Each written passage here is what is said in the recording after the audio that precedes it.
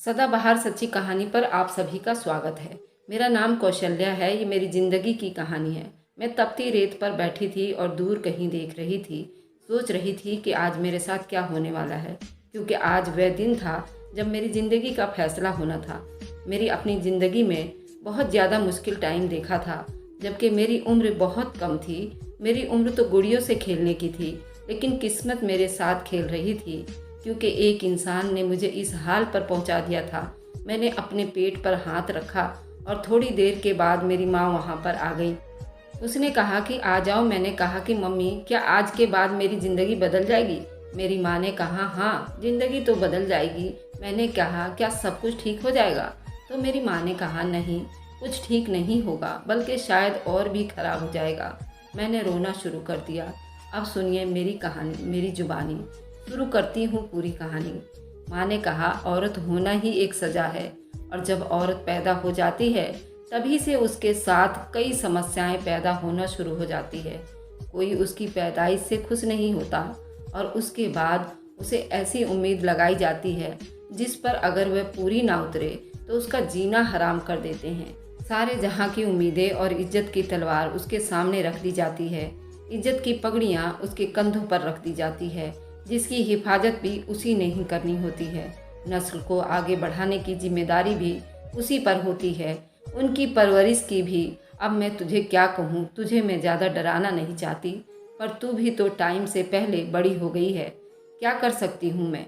मेरी माँ ने कहा कि कुछ खराब हो या ठीक, तेरी माँ हमेशा तेरे साथ खड़ी रहेगी। मैं अपनी माँ के गले लग गई और मुझे वहाँ से ले गई। जहाँ मुझे लेकर जा रही थी वहाँ जाना नहीं चाहती थी, लेकिन ये आज से 9 महीने पहले की बात है।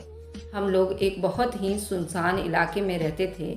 यहाँ पर गिनती के ही घर थे और एक ही छोटी सी दुकान।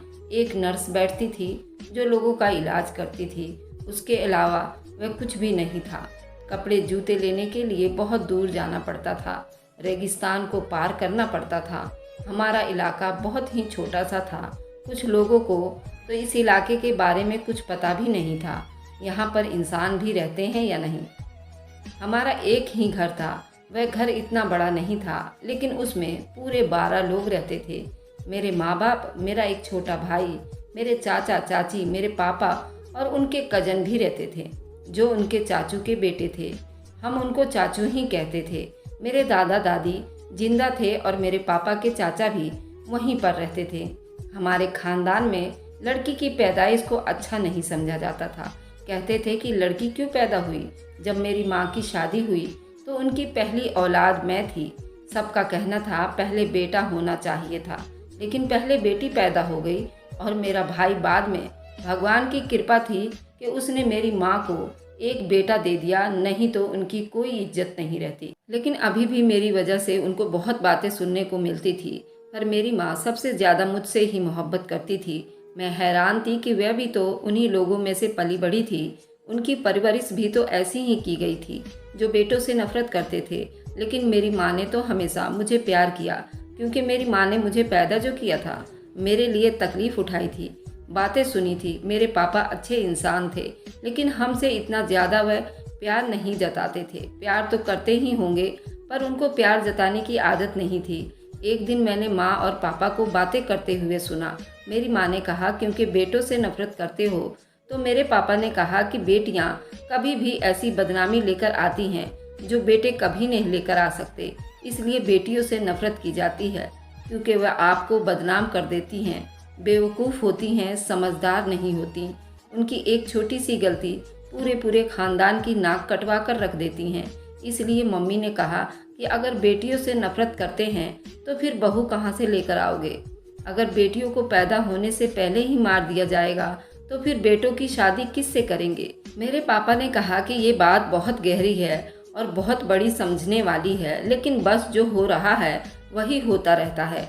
मम्मी ने कहा कि हमारी बेटी पर कभी कोई आँच नहीं आएगी, आप वादा करें। पापा ने कहा पागल हो गई हो क्या? क्यों आएगी उस पर कोई आँच? मेरी औलाद है, वह मेरे खून से बनी हुई है। औलाद हमेशा उसका ख्याल रखूंगा। यहाँ सब लोग बेटी को बुरा समझते हैं तो क्या हुआ? मैं तो बुरा नहीं समझता। मेरी कोई बहन नहीं है और मेरी कोई बुआ भी नहीं है, इस खानदान में 2 नस्लों के बाद मेरी बेटी पैदा हुई है, इसलिए उन लोगों को इतनी मोहब्बत नहीं है, लेकिन हमारी तो अपनी औलाद है। पागल, हम क्यों ना उसका ख्याल करेंगे। मेरी आंखों में आंसू आ गए। मुझे यकीन था कि मेरे पापा और मम्मी जब तक मेरे साथ हैं सब कुछ ठीक ही रहेगा। मैं अपने घर में सबका काम किया करती थी। वे लोग मुझसे प्यार तो नहीं करते थे, लेकिन मुझसे काम जरूर करवाते थे। पर मेरे चाचा, जो मेरे पापा के कजन थे, उनका नाम राहुल था, अच्छे थे। वह कभी कभी मेरे लिए कोई चीज़ लेकर आते थे, लेकिन मेरी दादी उनको भी मना कर देती थी और कहती थी कि घर में और भी बच्चे हैं, उनके लिए लाया करो, इसके लिए सिर्फ मौत ही मनाया करो। जिस पैसों से उसके लिए चीज़ लानी है, वह पैसे मिलाकर अपने बेटों के लिए और अपने भतीजों के लिए कोई चीज़ ले लिया करो। वह तो लड़के हैं, उनको अच्छा खाने पीने की ज़रूरत है, उसका क्या है, उसने तो घर में ही रहना है सारा दिन। लेकिन मेरी दादी काम तो मुझसे सारे करवाती थी, लेकिन प्यार मुझसे बिल्कुल भी नहीं करती थी। एक दिन हमने किसी शादी में जाना था। मेरी दादी ने कहा कि उसको नहीं लेकर जाएंगे, वरना सब पूछेंगे कि ये बेटी है। आप लोगों के खानदान में 2 नस्लों के बाद बेटी पैदा हो गई। कितनी बदनामी की और कितनी अजीब बात है। मेरी माँ ने कहा, उसको अकेला तो नहीं छोड़ के जा सकती। दादी ने कहा कि कोई बात नहीं, उसे अकेला छोड़कर जाएंगे तो क्या हो जाएगा, खुद से खाने पीने वाली है, कोई बच्ची तो नहीं, छोटी जो अकेली डर जाएगी। 2 घंटे की बात है, 2 घंटे बाद हम वापस आ जाएंगे। मेरी माँ मुझे छोड़कर नहीं जाना चाहती थी। मेरी माँ ने कहा, फिर आप लोग जाइए, मैं भी नहीं जाती हूँ और मेरी बेटी घर पर ही रहेंगे। पर मेरी दादी ने कहा कि तुम इस घर की बड़ी बहू हो, तुम साथ नहीं जाओगी तो लोग इतनी बातें करेंगे। तो मैं क्या जवाब दूंगी। मैंने अपनी मम्मी से कहा कि आप चली जाएं, मुझे कोई समस्या नहीं होगी, 2-3 घंटे की बात है, मैंने तो सो जाना है। मेरी माँ ने कहा कि कमरे को अंदर से कुंडी लगाकर सोना। मेरी दादी ने ये बात सुन ली। मेरी दादी ने कहा, क्यों, क्या किसी पराए घर में बैठी है जो तुम इस तरह की बातें सिखा रही हो।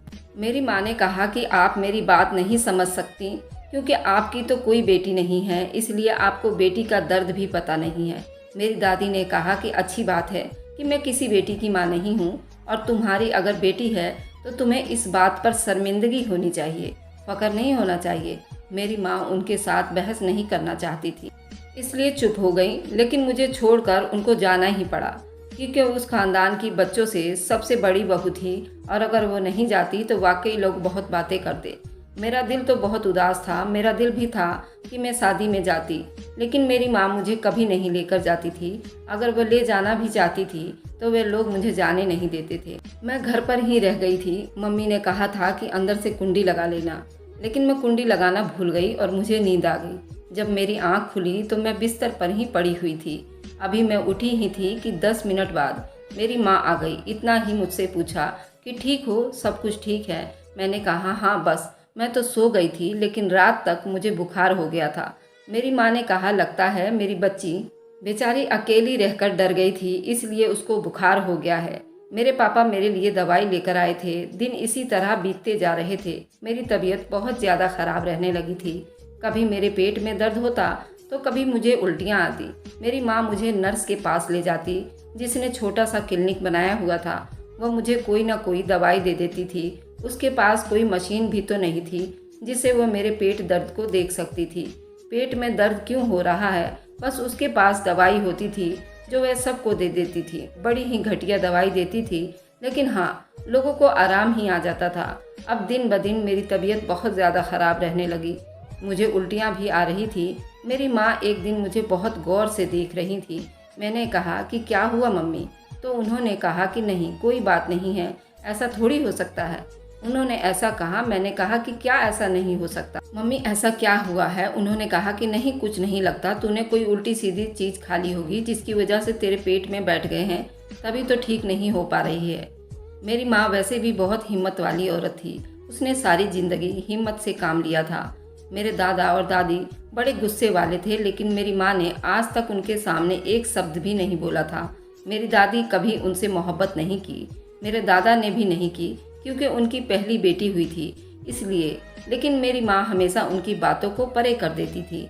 दिन इसी तरह बीतते जा रहे थे। मेरा पेट अचानक से बढ़ने लगा। मेरी माँ ने कहा, लगता है उसके पेट में पानी भर गया है, इन्फेक्शन हो गया है, तभी उसका पेट इतना मोटा होता जा रहा है। मेरे पापा भी परेशान थे। उन्होंने कहा, फिर तुझे शहर लेकर जाना पड़ेगा, लेकिन अभी तो शहर जाने के लिए पैसे भी नहीं हैं, 1 महीना आराम करो, अगले महीने ले जाऊंगा। मेरी माँ ने कहा 1 महीने तक बेचारी दर्द बर्दाश्त करती रहेगी। पापा ने जाकर दर्द की गोली ले आए और वे कुछ कर भी नहीं सकते थे। अगले महीने पापा के पैसे आए। वह मुझे और मेरी माँ को लेकर शहर गए डॉक्टर से चेक करवाने के लिए। डॉक्टर ने जब मुझे चेक करके बताया, वह हैरान रह गए। उसने कहा कि आपकी बेटी तो माँ बनने वाली है। ये सुनकर मैं भी हैरान रह गई और माँ पापा ने कहा, नहीं डॉक्टर साहब, आपको कोई गलतफहमी हुई है, उसकी उम्र तो काफ़ी कम है, वह अभी केवल 12 साल की लड़की है। उन्होंने कहा, हमें कोई गलतफहमी नहीं हुई है, देखिए हमने मशीन में देखा है, आपकी बेटी माँ बनने वाली है, बल्कि 2 जुड़वा बच्चों की माँ बनने वाली है। और अब तो काफ़ी टाइम भी बीत गया है, क्योंकि मेरी तबीयत खराब हुए 4-5 महीने बीत चुके थे। डॉक्टर ने कहा कि अब कुछ नहीं हो सकता, उसको बच्चा पैदा करना ही पड़ेगा। मेरे माँ बाप के लिए, खुद मेरे लिए भी ये खबर बहुत बड़ी थी और अजीब थी। मेरे पापा ने वहीं पर मेरी माँ से झगड़ा करना शुरू कर दिया। डॉक्टर ने कहा कि देखिए, आपको अपनी बच्ची पर नज़र रखनी चाहिए थी और अपने घर के हालात पर भी। अब एक दूसरे से झगड़ने से कुछ नहीं होगा। अगर आप लोग कुछ और सोच रहे हैं तो दिमाग से निकाल दीजिए, नहीं तो इस तरह आपकी बेटी की जान को खतरा होगा। आपकी बेटी को खून की बहुत कमी है और उसकी उम्र भी बहुत कम है। मेरे पापा सर पकड़कर बैठ गए। मेरी माँ ने रोना शुरू कर दिया। मेरे पापा ने मेरी माँ को कहा कि तू कैसी औरत है, तुझे पता नहीं चला कि तेरी बेटी के साथ क्या हो रहा है। मेरी माँ ने कहा कि मुझे कैसे पता चलता, मेरा दिमाग उस तरफ गया ही नहीं। ये तो इतनी छोटी सी बच्ची है। डॉक्टर ने कहा कि आजकल उम्र से कोई फर्क नहीं पड़ता, उससे छोटी बच्चियां भी माँ बन सकती हैं। आप लोगों को ध्यान रखना चाहिए था। मैं घर आई तो मेरे पापा और माँ ने मुझे बुरी तरह डांटा और मुझसे पूछा, मुझसे अजीब व गरीब सवाल कर रहे थे जिनकी मुझे अभी समझ भी नहीं आ रही थी, मुझे पता भी नहीं चल रहा था। ये बात घर वालों को पता चल गई। घर में बड़ा फसाद खड़ा हो गया। पापा ने तो मुझ पर भी हाथ उठाया था, लेकिन जब मेरे दादा मुझे मारने के लिए आगे बढ़े तो मेरे पापा ने उन्हें रोका और कहा कि हाथ रोक लीजिए। उन्होंने कहा कि बच्ची है, वह उसे खुद नहीं पता उसके साथ क्या हुआ है, आप मेरी बच्ची पर हाथ नहीं उठाइए। मेरे दादा ने कहा कि हाथ नहीं उठाऊंगा, उसको तो इस घर से ही निकाल देना चाहिए। ये तो हम सब के लिए बदनामी की समस्या बन गई है। लेकिन मेरे पापा ने किसी को भी मुझे कोई नुकसान पहुंचाने न दिया। पर मेरी और मेरी माँ की हालात घर में अब और भी बुरी हो गई थी। मेरी माँ को दिन रात बातें सुनाई जाती थी। मेरी माँ रोती रहती, मुझसे भी पूछती कि मैंने ये सब क्या किया है। मैंने उन सबको बहुत बार कहा कि मुझे कुछ नहीं मालूम है। मेरी माँ ने गुस्से में मुझ पर हाथ भी उठाया, क्योंकि उनको इतनी बातें सुना दी जाती थी कि वो परेशान हो जाती थी। लेकिन बाद में मेरी मदद भी किया करती थी। मुझे दर्द होता था तो मुझे दवाई भी दिया करती थी, मेरी मालिश भी किया करती थी, मेरा सर दबाती थी। मेरे पापा कहते थे कि अभी तो ये बात गांव वालों को पता चलेगी तो न जाने क्या होगा, वे लोग क्या सोचेंगे। हम कुछ महीने और बीत गए। हम दोबारा डॉक्टर के पास गए। मेरे पापा ने डॉक्टर से पूछा कि ऐसा नहीं हो सकता, किसी तरह ये बात पता चल जाए कि इन बच्चों का बाप कौन है। तो डॉक्टर ने उनको कहा कि बिल्कुल ऐसा हो सकता है। आपको अपने आसपास के लोगों का एक टेस्ट करवाना होगा, जिसके साथ ये पता चल जाएगा कि उसका बाप कौन है। लेकिन तभी पता चलेगा जब बच्चे इस दुनिया में आ जाएंगे। मेरे पापा ने कहा कि हम टेस्ट जरूर करवाएंगे। हम गरीब लोग हैं, लेकिन इतने भी बेवकूफ़ नहीं हैं। हमें पता हो कि हमारे घर में किसने ये बुरा कर्म किया है और किसने इतना बड़ा जुल्म किया है। हम उसको जान से मार डालेंगे। बस अब इंतज़ार था कब वह दिन आएगा। लेकिन उस दिन के बाद भी तो मेरी ज़िंदगी में कुछ अच्छा होने वाला नहीं था। मैं तो अभी खुद बच्ची थी और 2 बच्चों की माँ बनने वाली थी। मेरी माँ भी पूरा दिन उदास रहती थी, परेशान रहती थी। रो रो कर उसने अपना बुरा हाल कर लिया था। माँ समझाती थी, अब जो जैसा है ये हमारी ज़िंदगी है, अपनी औलाद को मौत के मुंह में तो नहीं भेज सकते। उसके साथ जो कुछ भी हुआ है हमें बर्दाश्त करना होगा। जब मेरे पापा को अपने ही खानदान वालों ने ज़्यादा बातें सुना दी थी तो मेरे पापा ने कहा कि मैंने पता लगाने का तरीका निकाल लिया है कि उस बच्ची के साथ ये जुल्म किसने किया है, और जब पता चल जाएगा तो मैं उस इंसान को जिंदा नहीं छोड़ूंगा। लेकिन उसके लिए आसपास के सारे लोगों का एक टेस्ट करवाना होगा। ये बात यहाँ के लोगों के लिए ऐसे ही थी कि जैसे किसी और दुनिया की बातें हों।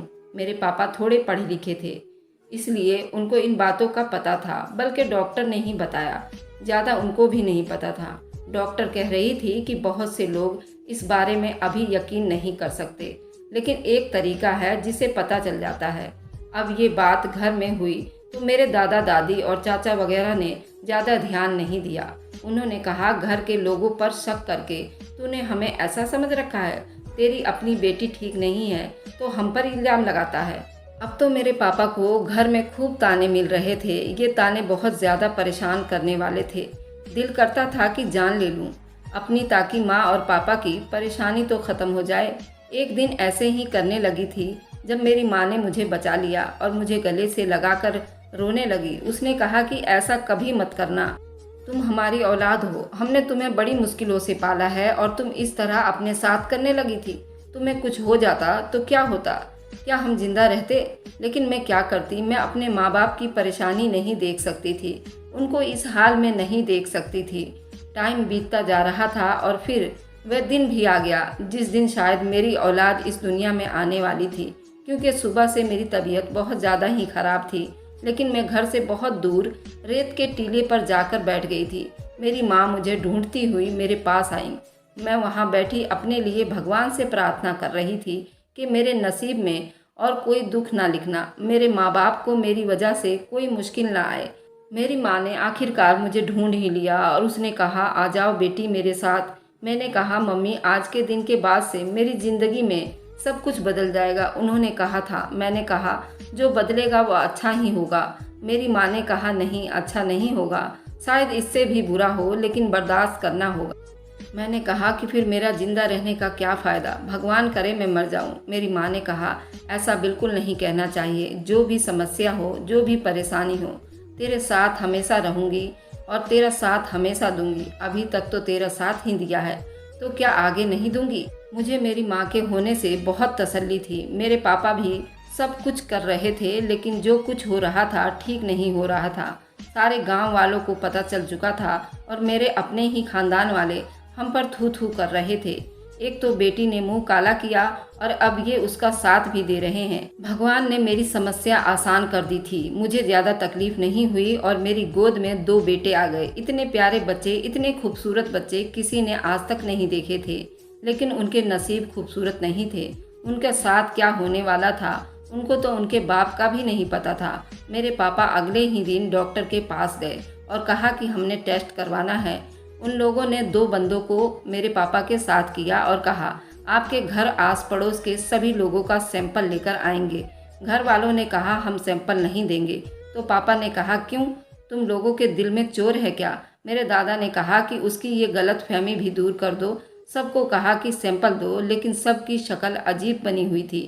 फिर भी उन्होंने अपने खून का सैंपल दे दिया। बच्चों के खून का भी सैंपल ले लिया गया और रिपोर्ट अस्पताल में पहुंचा दी गई। अस्पताल वालों ने कहा, 2 दिन के बाद आकर रिपोर्ट ले जाइएगा। 2 दिन हमारे लिए बड़े मुश्किल बीत रहे थे। घर में भी अजीब सा माहौल बना हुआ था। मेरे दादा ने कहा, अगर कोई भी गुनहगार निकला उसको सजा मैं खुद दूंगा, लेकिन अगर इस घर से अगर कोई गुनहगार ना मिला तो तेरी बेटी ने ही कोई चक्कर चलाया होगा और तेरी बेटी को और तुझे इस घर से हमेशा के लिए जाना होगा। तुम लोगों को कोई हिस्सा भी नहीं मिलेगा और तुम लोग हमारे लिए जीते जी मर जाओगे। हम तुम लोगों की शक्ल भी देखना पसंद नहीं करेंगे।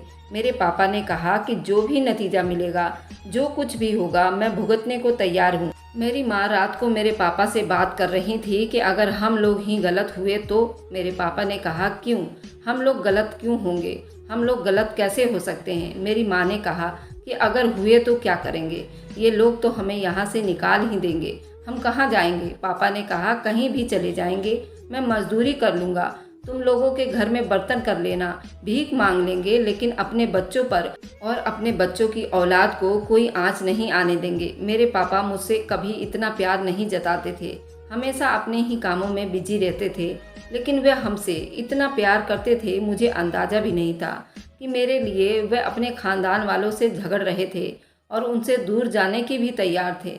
मेरी माँ ने रोना शुरू कर दिया। मेरे पापा ने कहा, रो नहीं, सब कुछ ठीक हो जाएगा। बच्चे बहुत छोटे थे, लेकिन मुझे तंग नहीं करते थे। शायद उनको पता था कि उनकी माँ इतना ज़्यादा बर्दाश्त नहीं कर सकती, इसलिए चुपचाप पड़े रहते थे। पर उनका खर्चा कौन संभालता, क्या होता क्या नहीं होता, कुछ समझ नहीं आ रही थी। 2 दिन बड़ी मुश्किल से बीते। रिपोर्ट सामने आ गई। डॉक्टर ने मेरे पापा को बुलाया और वहीं पर उनको रिपोर्ट समझा दी। जब पापा वापस आए तो गुस्से से लाल पड़े थे।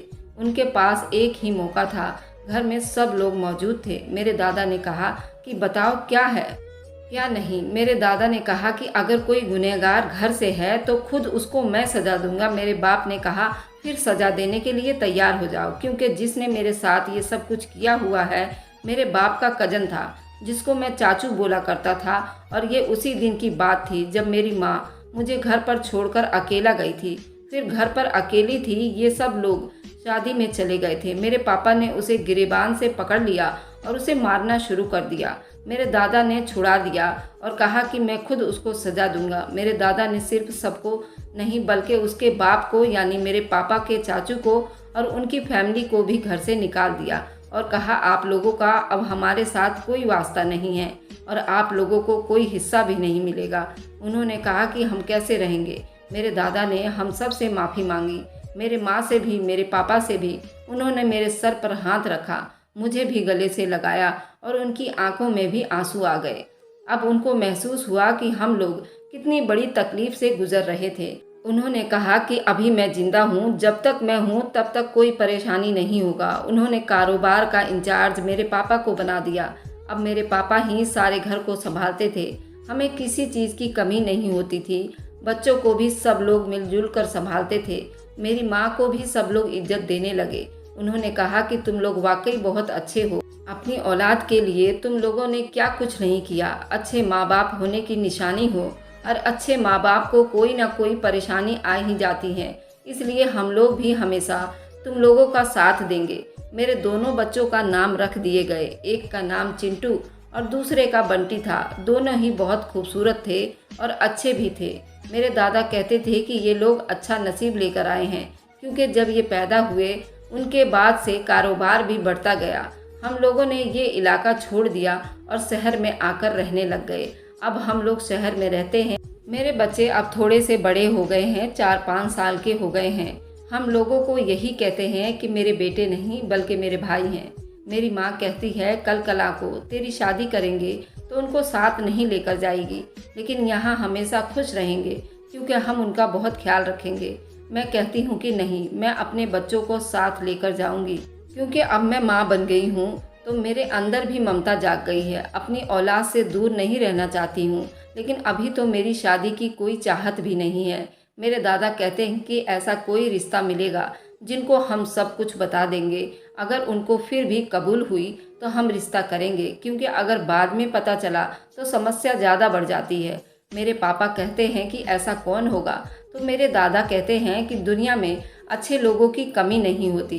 तुम लोग भी तो कितने अच्छे हो, कोई ना कोई मिल ही जाएगा और उसके साथ ही हम हमारी बेटी की शादी कर देंगे और अगर उसने कबूल किया तो वह बच्चे को अपने साथ ही ले जाएगी। मैं खुश हूँ, जब तक मैं जवान होंगी मेरे बच्चे भी जवान हो जाएंगे, मेरा सहारा बनेंगे, मेरी ताकत बनेंगे, मेरी बाजू बनेंगे। मेरे 2 शेर जैसे बेटे होंगे जो हमेशा मेरा साथ देंगे। जिन लोगों ने मेरे साथ ये बुरा कर्म किया उनको घर और कारोबार से निकाल दिया गया। सुना है कि अब वह एक कच्चे से घर में रहते हैं, उनके घर में 2 टाइम की रोटी भी नसीब नहीं होती। दुनिया की हर मुसीबत और हर बीमारी उन्हीं के घर में है। वे लोग हमसे माफ़ी मांगने आए थे। मेरे दादा ने कहा कि ज़मीन पर नाक भी रगड़ लोगे तो भी माफ़ी नहीं मिलेगी। चलो जाओ यहाँ से, तुम्हारी शक्ल भी नहीं देखना चाहता हूँ। वे लोग अब बहुत बुरे हालातों में हैं। शायद यही भगवान का इंसाफ था जो उनके साथ हुआ। उन्होंने खुद अपने पापों की सज़ा भुगत चुके थे। हमारी ज़िंदगी में सब कुछ ठीक हो गया और हमारे हालात पहले से ज़्यादा अच्छे हो गए। दोस्तों, ये थी आज की कहानी। वीडियो पसंद आए तो लाइक एंड शेयर कीजिएगा। हमारे चैनल को सब्सक्राइब करना ना भूलें ताकि हर आने वाली वीडियो का नोटिफिकेशन आपको मिलता रहे। Thanks for watching, like and subscribe. मिलते हैं हम अपनी अगली कहानी में। Bye bye.